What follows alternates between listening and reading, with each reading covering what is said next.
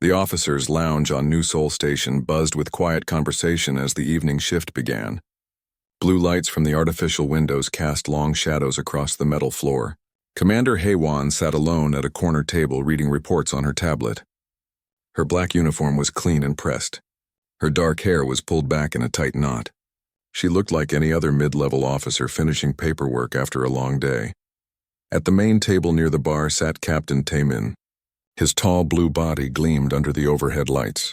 4 yellow eyes scanned the room with the confidence of someone who had never lost a battle. His thick arms crossed over his chest as he talked loudly with 3 other alien officers. The Zephyrian captain next to him had silver skin that rippled like water. His name was Kyobin, and he nodded along with everything Taemin said. The manted officer called Jae-ho clicked his mandibles in agreement. His green exoskeleton reflected the bar lights. The 4th officer was a crystalline being named Dongwoo, whose transparent body sparkled with each word. Taemin pointed at the promotion board mounted on the wall. New names appeared in glowing letters every week. Today, Commander Haewon's name sat at the top under Strategic Operations Division. "Look at this joke," Taemin said loud enough for half the room to hear. "They promote a human with 3 years' service to run operations." 3 years of what exactly? The other officers turned to look. Some humans at nearby tables shifted uncomfortably in their seats. The alien officers leaned closer to hear more. "Her service record shows mostly classified missions," said Kyobin in his musical voice. "How convenient. Humans always hide behind classified when they have nothing real to show." Taemin stood and walked to the public terminal near the wall. His heavy footsteps echoed across the room. He entered Haewon's service number into the system. Her basic information appeared on the screen for everyone to see. "Commander Park Haewon," he read aloud. "Age 28. 3 years active service. 14 classified operations. 0 detailed records available." He turned back to his friends with a cruel smile. "Probably spent 3 years filing reports and they call it classified to make her sound important." The room grew quieter. More officers stopped their conversations to listen. Haewon continued reading her tablet as if nothing was happening. Her fingers moved steadily across the screen. "Humans always do this," continued Taemin as he returned to his table. "They take credit for group efforts. They exaggerate small contributions. They make everything sound bigger than it really was." Jae-ho clicked his agreement. "My species has fought in 17 major wars. We have earned our positions through blood and honor, not through paperwork and politics. The Altarian Empire conquered 47 worlds before joining the Galactic Council," added Taemin with pride. "I personally led the assault on the Crimson Nebula. I have scars from real battles with real enemies, not some classified desk job." The other alien officers laughed and nodded. Several human officers at nearby tables looked angry but said nothing. Military protocol prevented them from starting fights in the officers' lounge. Dongwoo's crystalline body chimed like bells as he spoke. "Perhaps we should be more diplomatic about this. The human commander might have legitimate achievements we cannot see." "Diplomatic," Taemin spat. "That is exactly the human problem. They solve everything with words and politics. Real warriors solve problems with action and strength." The conversation continued for another 10 minutes. Taemin described his various battles in detail. He mentioned the enemies he had killed and the worlds he had conquered. The other alien officers shared their own war stories. Each tale grew more dramatic as the evening progressed. Through it all, Haewon never looked up from her tablet. She turned pages with the same steady rhythm. Her expression remained calm and focused. She might have been reading weather reports instead of listening to herself being insulted. Finally, Taemin grew tired of his audience not responding. He wanted a reaction from the human commander. He raised his voice even louder. "The problem with humans is they never prove themselves in real combat. They hide behind their ships and their technology. They let other species do the actual fighting while they stay safe and take the credit afterward." This time, several human officers started to stand up. Their faces were red with anger. The room tension grew thick enough to cut with a blade. That was when Haewon finally moved. She closed her tablet with a soft click. The sound somehow carried across the entire room despite being barely audible. Every conversation stopped. All eyes turned toward the corner table. Haewon stood slowly. Her movements were smooth and controlled. She reached into her jacket pocket and pulled out a small black device. It was a standard military data drive about the size of her thumb. Without saying a word, she walked across the room. Her boots made no sound on the metal floor. Every step was precise and deliberate. The alien officers watched her approach with growing curiosity. She stopped directly in front of Taemin's table. The big alien captain looked up at her with all four eyes. He was still smiling, but uncertainty flickered across his features. Haewon placed the data drive on the table between them. The small black device sat there like a challenge waiting to be accepted. The room had become completely silent. Even the background hum of the station's life support system seemed quieter than usual. When Haewon finally spoke, her voice was calm and steady. Each word came out clear and measured. There was no anger or emotion in her tone. Just simple statement of fact. Begin with folder 1. She turned and walked back to her table. She picked up her tablet and headed toward the exit. Before leaving the room, she paused at the doorway without turning around. Captain Taemin, when you finish viewing the contents, please return the drive to my office. I will need it back for tomorrow's briefing with Admiral Chen. The door closed behind her with a soft hiss. The officers' lounge remained silent for another full minute. 23 beings from 7 different species stared at the small black device sitting on the table. None of them moved to touch it. Finally, Taemin reached out with one thick blue finger and picked up the drive. It felt heavier than it should have for such a small object. Well, he said to break the silence, let us see what secrets the human commander thinks will impress us. But as he looked around the room at the faces of his fellow officers, he noticed something that made his confidence waver. Every human in the lounge was watching him with expressions he could not quite identify. They were not angry anymore. They were not insulted or embarrassed. They looked almost sympathetic. Captain Taemin inserted the data drive into the lounge's main viewing terminal. The large wall screen flickered to life, showing a simple directory listing. Folder 1 sat at the top of the list with a timestamp from 2 years ago. The file size made his four eyes widen. Over 300 hours of recorded data. He selected the first video file. The screen filled with helmet camera footage that shook violently as someone ran through what looked like hell itself. The timestamp showed Lieutenant Park Haewon leading a mixed-species rescue squad across the surface of Kepler 442b. The other officers gathered behind Taemin to watch. Even the humans who had been sitting quietly moved closer to see the screen. Everyone knew about Kepler 442b. The planet was nicknamed the Grinder because it killed more military personnel than any active war zone. The landscape in the video defied normal understanding of what planets should look like.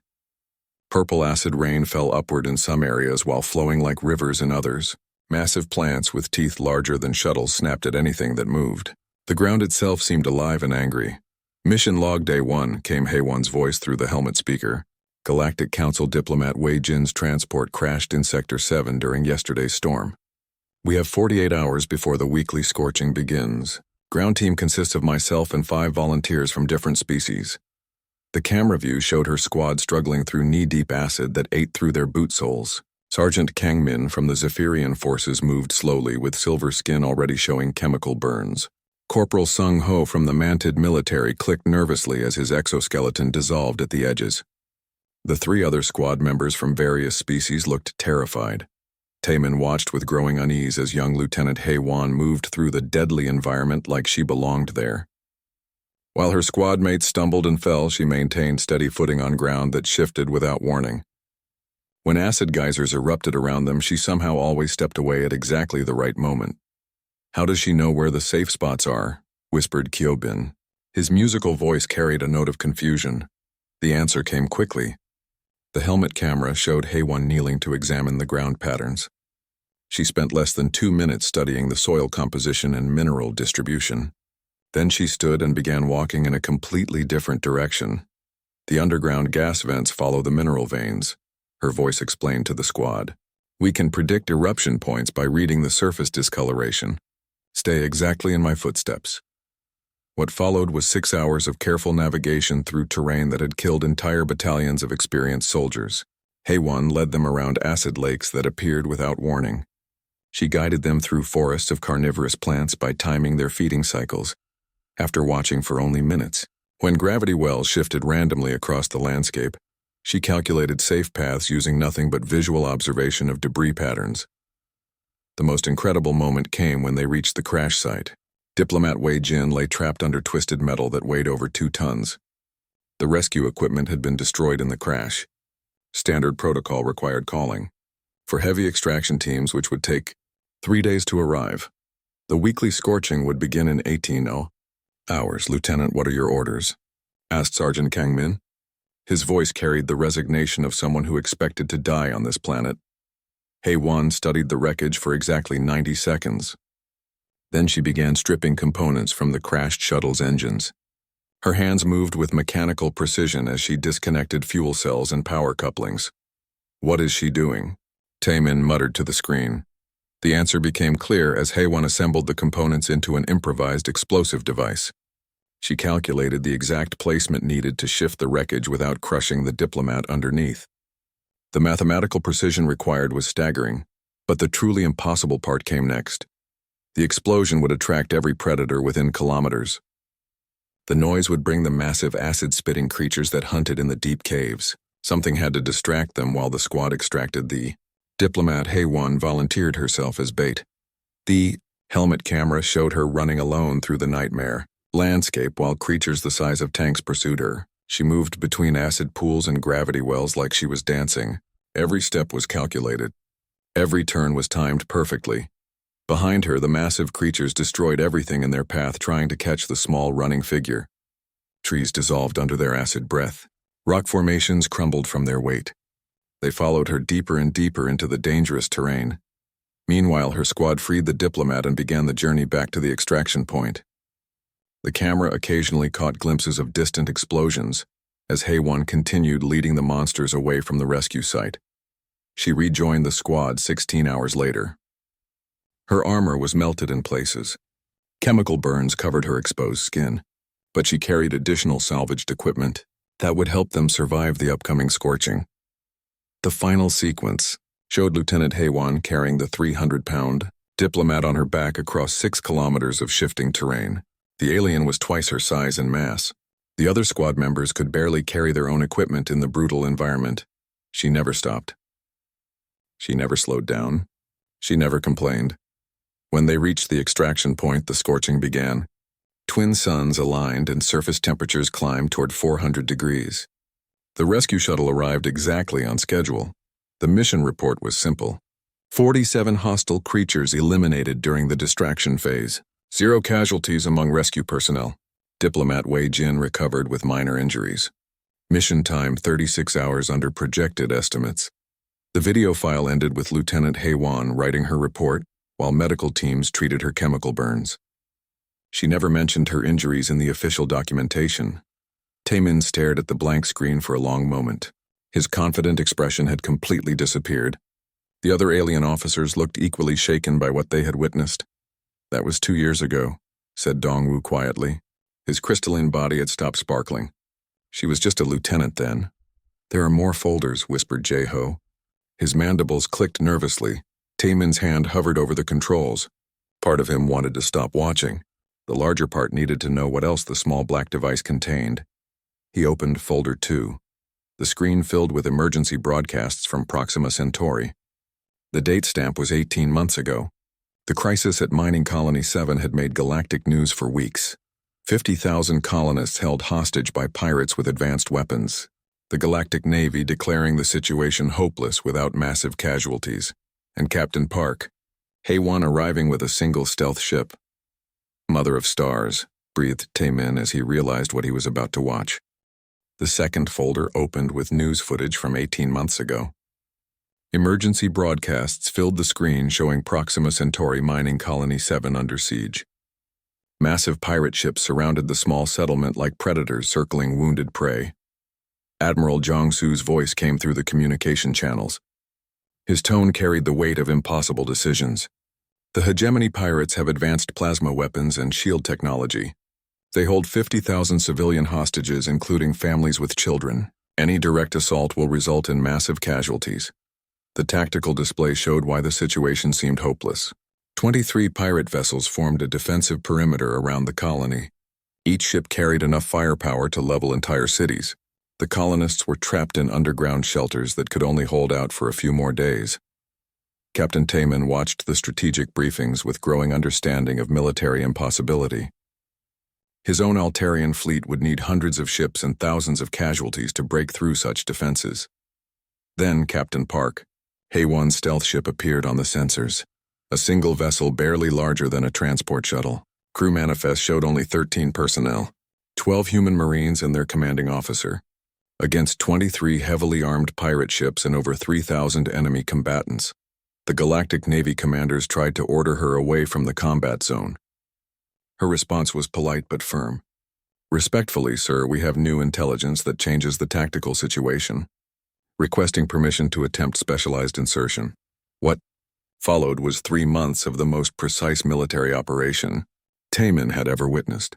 The first week showed Captain HFY and her Marines conducting impossible reconnaissance missions. They scaled the vertical cliff faces of asteroid mining platforms while wearing full combat armor. The camera footage showed them climbing for hours in zero gravity, with only magnetic grips and determination. When pirate patrols spotted them, they did not retreat. Instead, they used the asteroid's irregular gravity fields to their advantage. Marines jumped between floating rocks like they were playing games instead of fighting for their lives. They moved through weapons fire that would have killed any other species. Sergeant Wu Jin led a squad through a debris field, where radiation levels were lethal to most galactic species. His Marines wore standard environmental suits but somehow survived exposure that should have killed them within hours. They gathered intelligence on pirate weapon systems and defensive patterns. The second week showed infiltration operations that defied belief.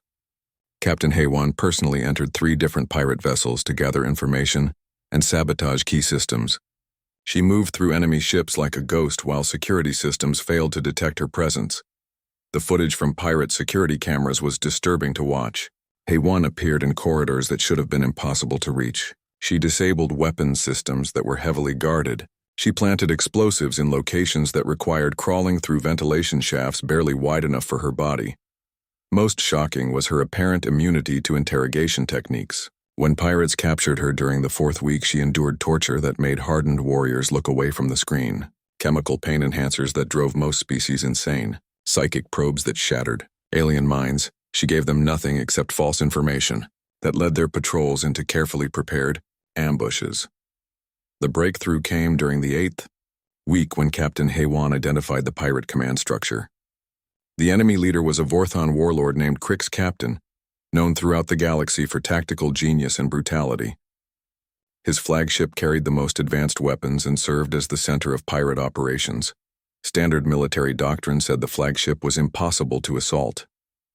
It carried 300 crew members and defensive systems that could destroy entire fleets. Approaching the vessel meant certain death. Captain HFY approached it alone. The security footage from inside the pirate flagship was like watching a nightmare come to life. She entered through damaged sections of hull that required surviving an open vacuum. Her suit's life support was only rated for by 30 minutes, but she spent over 2 hours making her way through the ship's outer sections. When she finally reached the inhabited areas, the real horror began. The pirates had prepared for possible infiltration. Every corridor was monitored. Every access point was guarded. They had detection equipment that could sense heartbeats through solid metal. None of it mattered. Captain HFY moved through the ship like death itself. She disabled guards so quietly that bodies were not discovered for hours. She bypassed electronic systems using techniques that made no sense according to standard technology. She seemed to know exactly where to go despite never having blueprints of the vessel. The final confrontation took place in the flagship's command center. Warlord Crix Captain waited with his elite guard and the most advanced weapons technology in the galaxy. Plasma cannons that could melt through ship hulls, energy shields that deflected military-grade explosives, personal armor that had protected him through hundreds of battles. He was confident that no single opponent could threaten him in his own command center. The security recording showed Captain HFY walking directly through the main entrance. She did not try to sneak or hide. She simply walked through the doorway while plasma fire erupted around her. Her armor began melting under the energy weapons. Her skin showed burns from radiation exposure. Any rational person would have retreated or died from the damage. Instead, she kept walking forward. The elite guards emptied their weapons into her advancing figure. Their most powerful shots barely slowed her down. When their guns ran out of ammunition, she was close enough to touch them. What happened next was too fast for the security cameras to record properly. 12 elite pirates with advanced training and superior weapons were neutralized in less than 30 seconds. Not killed? Neutralized with precise strikes that left them unconscious but alive. Warlord Crick's captain found himself alone with a human who had walked through concentrated plasma fire to reach him. His weapon was empty. His guards were defeated. His flagship was surrounded by explosives that would detonate if he did not surrender. The audio recording captured his final words. Impossible. No species can survive that level of damage. What are you? Captain Haywan's response was delivered in perfect galactic standard. I am a human marine. You threaten civilians under my protection. Surrender now and your crew will be treated according to galactic law. The siege ended 40 minutes later. All 23 pirate ships surrendered without firing another shot. 50,000 colonists were freed unharmed. The pirates were transferred to council custody for trial instead of being executed. Captain Haywan spent 6 weeks in medical treatment for radiation exposure and plasma burns. She never filed a formal complaint about her treatment while captured by the enemy. The mission report was simple. Pirate fleet neutralized. Hostage situation resolved. Civilian casualties 0. Enemy casualties 37 wounded, none killed. Human casualties 1 officer injured. Captain Tamin stared at the screen as the folder closed. His 4 eyes could not process what he had just witnessed. A single human had ended a siege that the entire Galactic Navy considered hopeless. The radiation alone should have killed her, whispered Kyobin. The plasma fire would melt Altarian armor in seconds, added Tamin quietly. Jehos, mandibles clicked nervously. How long was she captured by the pirates? The timestamp showed 4 days. 4 days of interrogation and torture that would break most trained soldiers within hours. Dongwu's crystalline body had stopped sparkling completely. There are more folders. Tamin's confidence was completely gone now.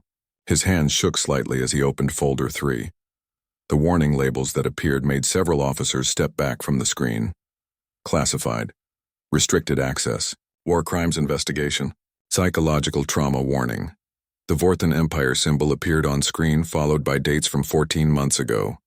Every being in the room knew about the Vorthan incident. It had nearly started another galactic war, but the details had been classified, beyond most security clearances. Now they were about to learn what really happened when the psychic masters of warfare made the mistake of capturing human researchers and what Major Park Hae-won did in response. The warning screens flashed for 30 seconds before allowing access to folder 3. Multiple languages warned about disturbing content and psychological trauma. Several officers moved away from the viewing area, but curiosity kept them close enough to listen. The folder opened with archived news reports from 14 months ago. The headlines told a story that had shaken the galactic community. Human research vessel missing in deep space. Vorthan Empire denies involvement. Search and rescue operations suspended. Captain Tamin remembered the incident. The research ship Harmony had been studying spatial anomalies near Vorthan territory. 26 human scientists and crew members had vanished without trace. The Vorthan Empire claimed no knowledge despite evidence suggesting their involvement. The first video file showed the recovered black box recordings from the research vessel. Scientists working peacefully in their laboratories suddenly screamed as invisible forces invaded their minds. The Vorthan were masters of psychic warfare. They could break most species mentally without even boarding their ships. The footage was difficult to watch. Researchers collapsed as their minds were invaded by alien thoughts. Some began attacking their crewmates while others curled into corners babbling about voices in their heads. The ship's captain tried to send a distress signal before psychic pressure forced him to his knees. When Vorthan ships finally appeared, they found a crew of humans driven to near madness. The boarding parties expected no resistance from broken minds. Instead, they found something that confused their psychic senses. The humans were terrified and traumatized, but they were still fighting. Dr. Minji continued working to destroy sensitive research data, even while alien thoughts invaded her consciousness. Chief Engineer Hyunwoo kept the ship's engines running, despite psychic attacks that should have left him catatonic. Captain Seok-jin maintained command protocols while experiencing mental torture designed to shatter his sanity. The Vorthon boarding. Teams were unprepared for resistance from supposedly broken mines. Their confusion lasted long enough for the humans to activate emergency beacons and secure critical data. But it was not enough to prevent capture. The second video file contained footage that made hardened warriors turn away. The Vorthon had taken the human researchers to their flagship for interrogation. They wanted to understand how human minds resisted psychic domination. Their methods of investigation were systematic and brutal. The alien scientists treated their human subjects like laboratory specimens.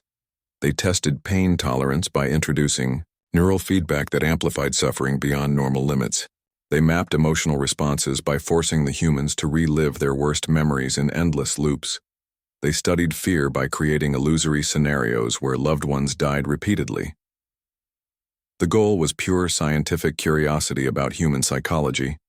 The results horrified even the Vorthon researchers. Human minds could be damaged but not easily broken. The subjects maintained individual identity, despite psychic attacks that would dissolve most alien personalities. They showed emotional resilience. That made no sense according to Vorthon understanding of consciousness. After 6 days of experimentation, 3 human subjects had died from neural trauma. The others remained alive but severely damaged. The Vorthon considered the research successful and prepared to dispose of the remaining evidence. That was when Major Park Hae-won arrived. The third video file showed her stealth ship approaching the Vorthon dreadnought. The massive alien vessel was over 3 kilometers long and carried enough psychic weaponry to drive entire populations insane. It was protected by shields that could deflect planetary bombardments. Major Hae-won docked with it using a maintenance airlock. The internal security footage was surreal. She moved through corridors designed to break invading minds while seemingly unaffected by psychic defenses. The ship's mental barriers that stopped most species cold had no impact on her advance. Vorthon guards tried to overwhelm her with focused psychic attacks. She walked through concentrated mental assaults that would leave most beings drooling in corners. When they realized their primary weapons were useless, they switched to conventional arms. Physical weapons proved equally ineffective. Major Hae-won moved through plasma fire and energy blasts like she was walking through rain. Her armor absorbed damage that would destroy vehicle plating. She returned fire with mechanical precision that eliminated threats without wasting ammunition. The most disturbing part was her complete silence. She did not speak or make unnecessary sounds. She simply moved through the ship with methodical determination, while Vorthon crew members fell unconscious around her. The Dreadnought's command center housed the ship's most powerful psychic amplifiers. The combined mental force of 12 Vorthon commanders focused through technological enhancement could break the will of entire armies. They directed everything they had at the advancing human. Major Hae-won paused in the doorway for exactly 3 seconds. Her body trembled slightly under the psychic assault. Blood ran from her nose as neural pressure built beyond safe limits. Then she smiled. The security cameras recorded what happened next, but the footage defied explanation. The psychic attack that should have destroyed her mind seemed to make her stronger. She moved faster and hit harder as the mental assault continued. Within minutes, 12 of the galaxy's most powerful psychic warriors lay unconscious on the deck. Their own weapons had somehow been turned against them. The technological amplifiers that boosted their abilities now worked in reverse. Major Hae-won found the human prisoners in the ship's research laboratories. The footage from that discovery was classified beyond most security clearances. Even hardened military personnel required psychological counseling after viewing the experimental chambers. She spent 14 minutes documenting the evidence methodically. Every torture device was recorded. Every experimental procedure was catalogued. The condition of survivors was noted with clinical precision. Then she began her methodical hunt through the rest of the ship. The Vorthon had committed war crimes against beings under galactic protection. Standard military justice called for arrest and trial through proper legal channels. Major Hae-won chose a different approach. She found every crew member who had participated in the research. The ship's computers provided detailed records of who had been involved and what their specific contributions were. She cross-referenced personnel files with experimental logs to create a complete list of war criminals.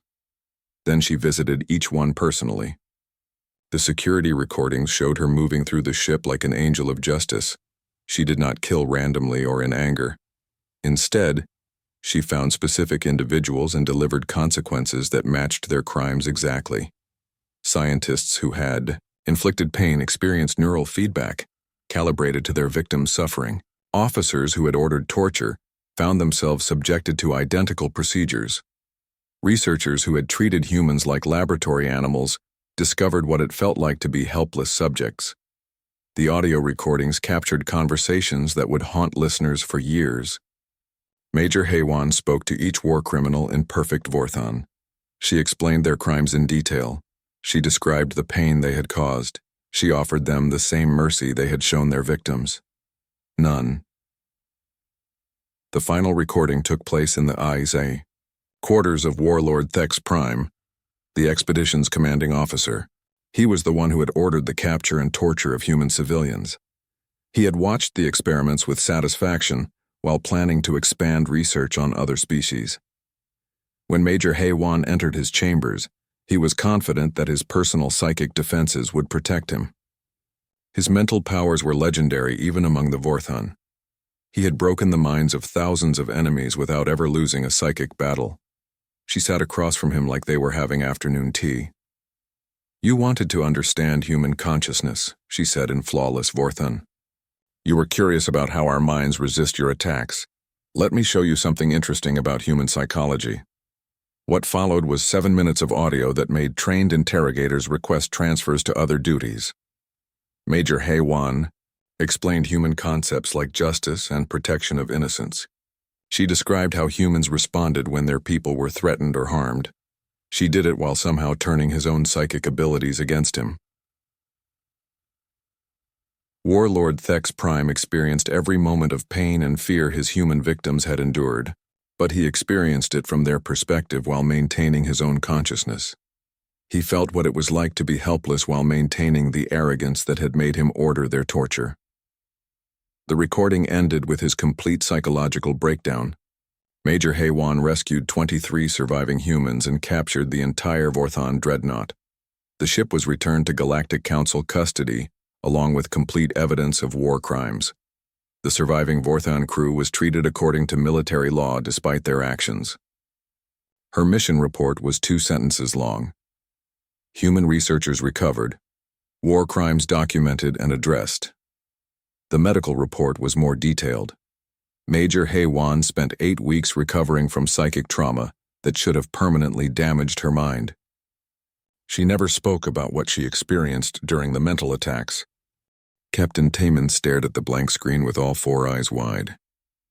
His hands were shaking as the implications sank in.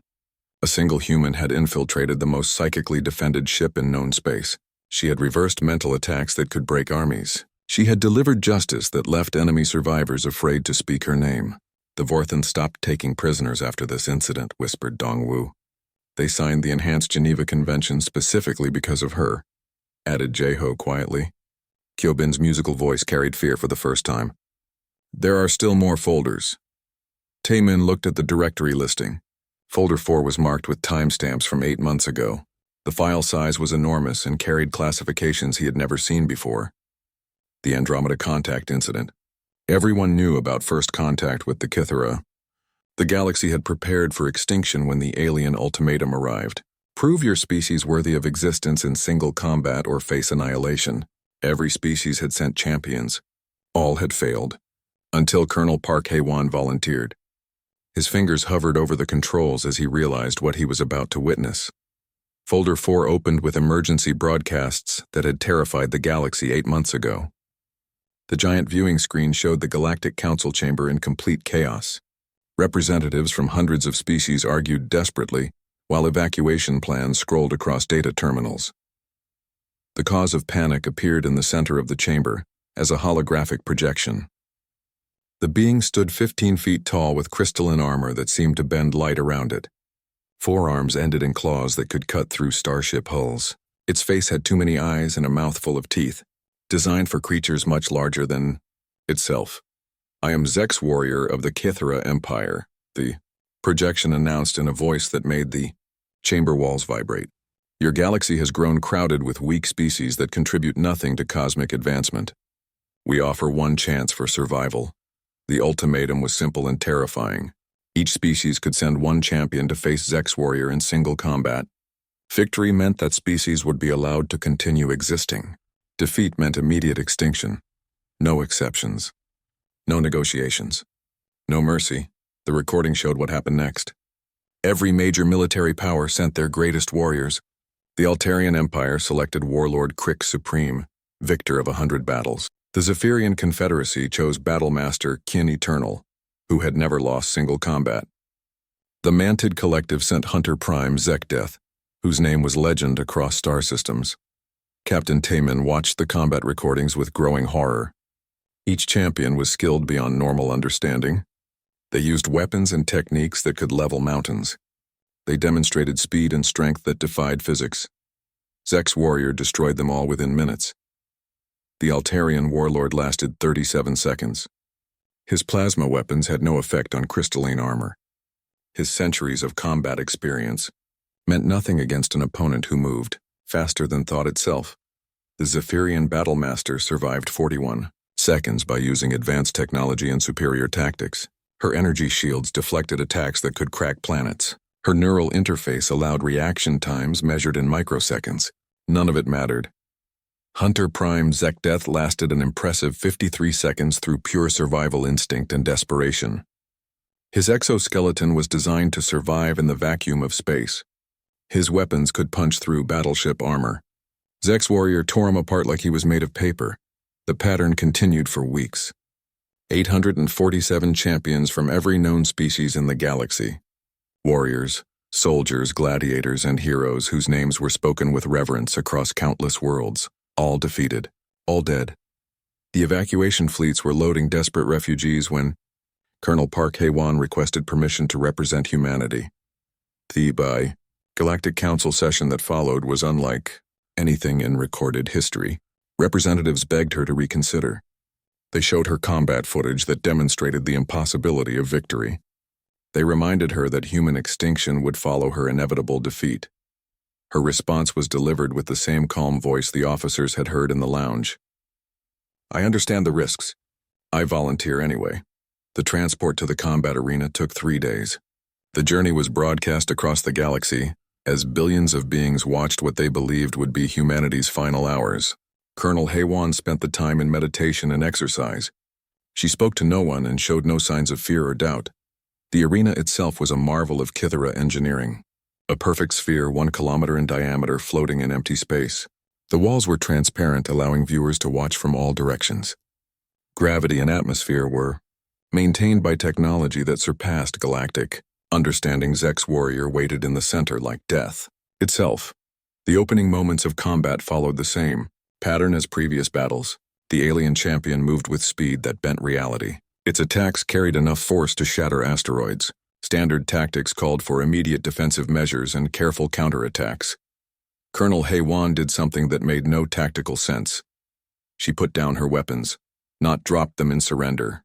She carefully placed her rifle and sidearms on the arena floor and stepped away from them. Then she removed her combat armor piece by piece until she stood in basic fatigues. Zex Warrior paused in confusion. In 847 previous battles, no opponent had voluntarily disarmed. The gesture made no sense according to known combat doctrine. Why do you remove your weapons, small human? The alien asked in perfect galactic standard. Colonel Hae-won smiled. Because I want to talk to you. What followed was the most unusual combat in recorded history. Instead of fighting, she began asking questions. Why did the Kithara believe strength was the only measure of worth? What made a species deserve to exist? How did destroying civilizations advance cosmic evolution? Zex Warrior answered while trying to kill her. The aliens' attacks were devastating but somehow never quite connected. Colonel Hae-won moved through deadly strikes while maintaining casual conversation. She dodged claws that could cut through battleships while asking about Kithara philosophy. The fight continued for over an hour. The longest previous battle had lasted 53 seconds. Spectators across the galaxy watched in amazement as a single human engaged the unstoppable alien warrior in philosophical debate while avoiding certain death. The breakthrough came when Colonel Hae-won asked about art. Your species has conquered hundreds of star systems, she said while rolling under an attack that vaporized solid rock. What do you create? What beauty have you added to the universe? For the first time in the combat, Zex warrior hesitated. The question had never been asked before. In 1,000 years of conquest, the Kithra had focused entirely on demonstrating strength and eliminating weakness. Colonel Haywan pressed the advantage. She began describing human achievements that had nothing to do with military power, music that could make people cry with joy, paintings that captured emotions impossible to explain, stories that connected beings across species barriers. We are weak by your standards, she admitted while avoiding another killing strike. Humans cannot break planets with our bare hands. We cannot move faster than light without technology, but we create things that make existence more beautiful. She pulled out a small device from her pocket. The motion should have left her vulnerable to attack, but Zex warrior was too curious to strike. The device projected a hologram showing human art from across history. Music played through the arena's speakers. For the first time in recorded Kythera history, their champion stopped attacking. Completely, the projection showed children from different species playing together in a school on Earth. Scientists from various worlds collaborating on medical research. Artists creating sculptures that celebrated diversity instead of dominance. Your people are strong, Colonel Haywan said quietly. But what do you build with that strength? What legacy do you leave beyond conquered worlds and extinct species? Zex warrior stared at the images for a long moment. When the alien finally spoke, its voice carried confusion that had never existed before. We have never considered these questions. We believed survival belonged only to the strongest. But these images show strength used to protect instead of destroy. The conversation that followed lasted 6 hours. Colonel Haywan explained human concepts like cooperation and compassion. She described civilizations built on helping each other instead of conquering neighbors. She showed how diversity of thought and experience made communities stronger than any single dominant. Zex warrior asked questions that revealed a species that had never encountered ideas beyond physical dominance. The Kithra had eliminated so many civilizations that they had never learned what those cultures could have taught them.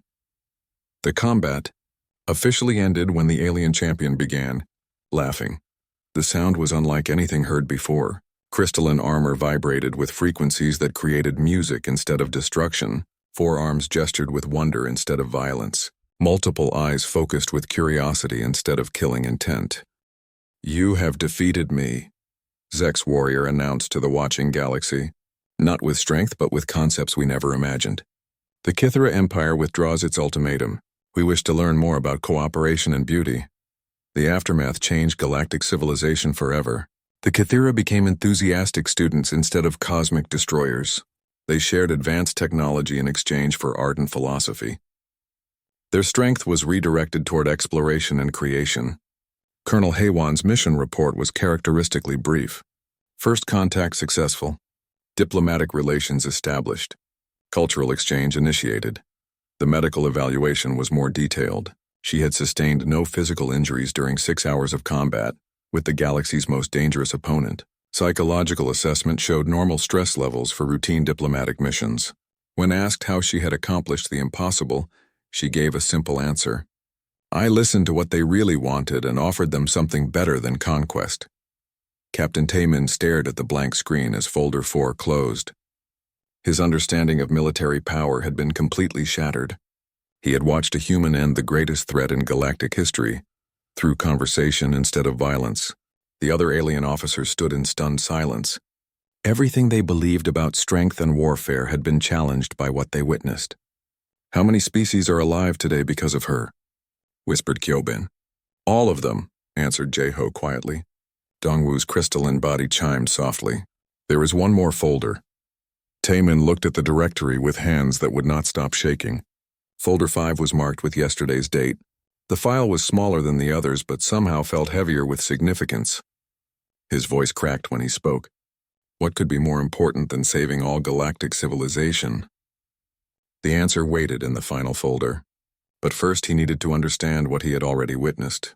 A human who had progressed from lieutenant to colonel while accomplishing the impossible at every rank.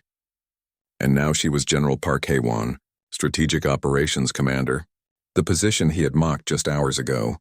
With trembling fingers he opened the last folder. Folder 5 opened differently than the others. Instead of combat footage or emergency broadcasts, The screen showed quiet office scenes, meeting rooms with soft lighting, conference tables where beings from different species worked together on documents and data displays. The timestamp was from yesterday. General Park Hae-won sat at the head of a conference table reviewing personnel files with her senior staff. Her uniform carried more decorations now, but she looked essentially unchanged from the young lieutenant who had survived the Hell World 2 years ago. Captain Tai-min recognized the setting immediately. These were the strategic operations planning sessions that determined military assignments across the galaxy. The meetings that decided which officers received promotions and which units got deployed to critical positions. The first recording showed General Hae-won reviewing casualty reports from recent border conflicts. Her expression remained professionally calm, but her hands moved with careful precision as she made notes. About each fallen soldier, Sergeant Chen Kai from the Zephyrian Defense Corps died, protecting civilian evacuation routes on Kepler 7. She read aloud to her staff. He has 3 children and a wife who teaches at the academy. I want flowers sent to the family and full educational benefits approved immediately. The pattern continued for hours. Every death was noted personally. Every family was contacted. Every sacrifice was remembered with specific detail and genuine care. Corporal Yuki-san from the Human Marine Division was killed, defusing explosives near the refugee camp. Her parents live on Mars Colony. They should receive the posthumous medal in person, not through standard channels. Her staff took careful notes. Resources were allocated. Follow-up appointments were scheduled. No detail was too small when it came to honoring the dead and supporting their families. The second recording showed diplomatic sessions that most officers never saw. General Hae-won met with representatives from species that had been enemies just months before. Former pirates who now served as asteroid miners. Reformed raiders who worked as system patrol units. The conversations were patient and methodical. She listened to complaints about working conditions and concerns about integration with galactic society. She mediated disputes between species that had different concepts of honor and duty. The hegemony refugees are having trouble adapting to civilian life, reported Commander Soo-jin. Their warrior culture makes them feel useless in peacetime assignments. General Hae-won considered the problem quietly. What about the new asteroid mining operations in the Vega system? Those sites need security teams for dangerous work. Military structure with civilian purpose. The solution was elegant. Former warriors could maintain their sense of duty while contributing to peaceful reconstruction efforts. Pride was preserved while aggression was channeled toward productive goals. The third recording was dated from 3 weeks ago. General Hae-won worked alone in her office at 2 in the morning, reviewing applications for the Strategic Operations Program. The files belonged to officers from across the galaxy who wanted advancement to higher command positions.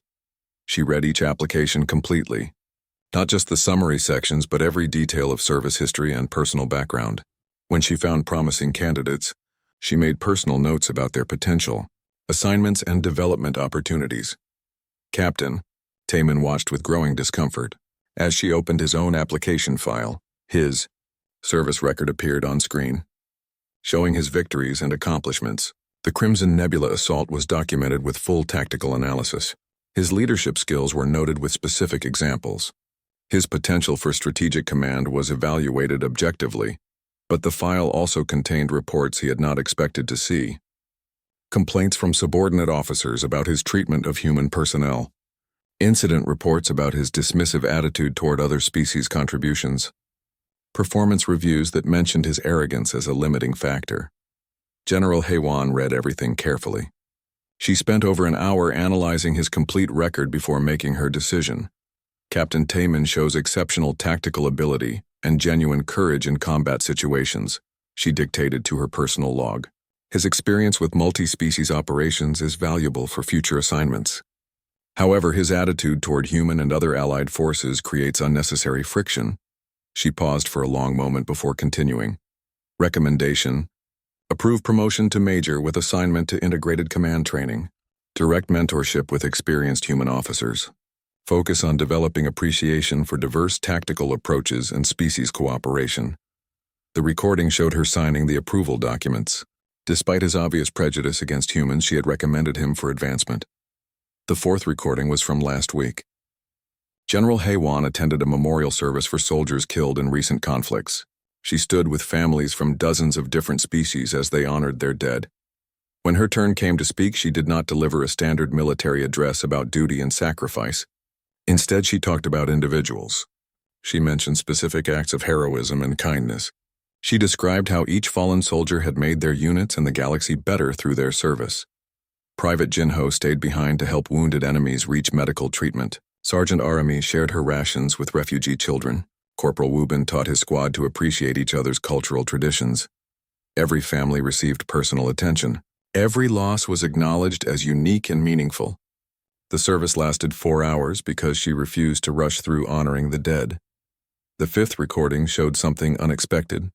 General Hei-Wan in her private quarters reading personal messages from officers across the galaxy. Thank you letters from soldiers she had helped. Updates from families of fallen comrades. Reports from former enemies who had found new purpose in peaceful work. She answered every message personally. Her responses were thoughtful and encouraging. She remembered details about children's birthdays and family celebrations. She offered advice about career development and personal challenges. One message came from Warlord Thex Prime, the Vorthon commander from 14 months ago.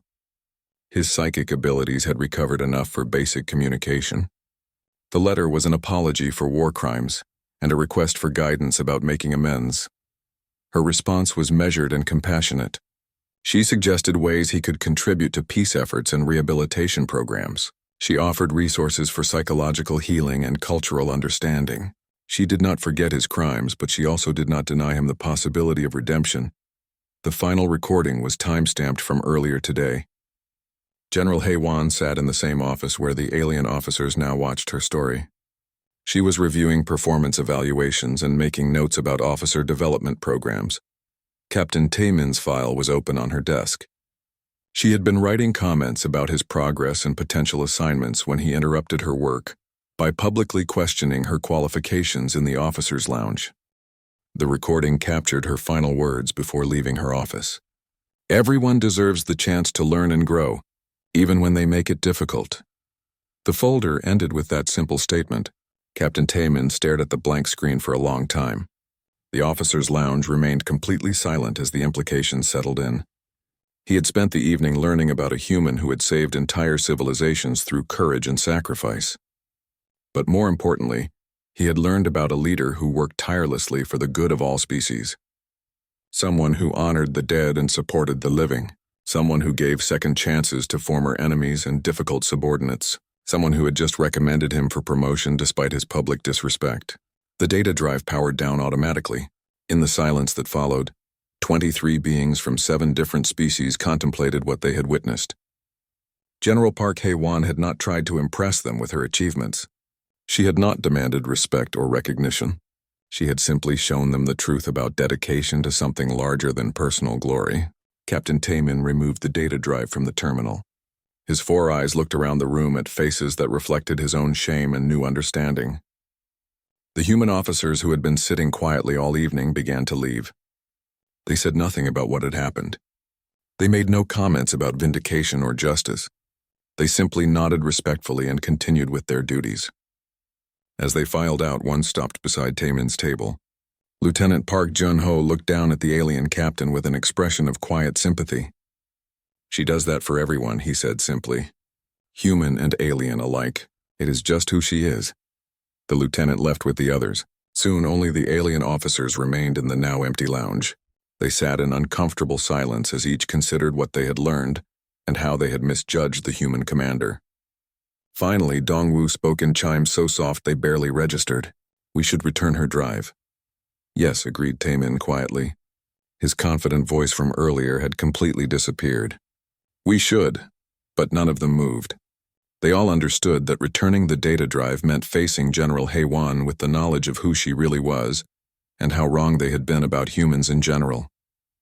It meant acknowledging that strength came in forms they had never recognized.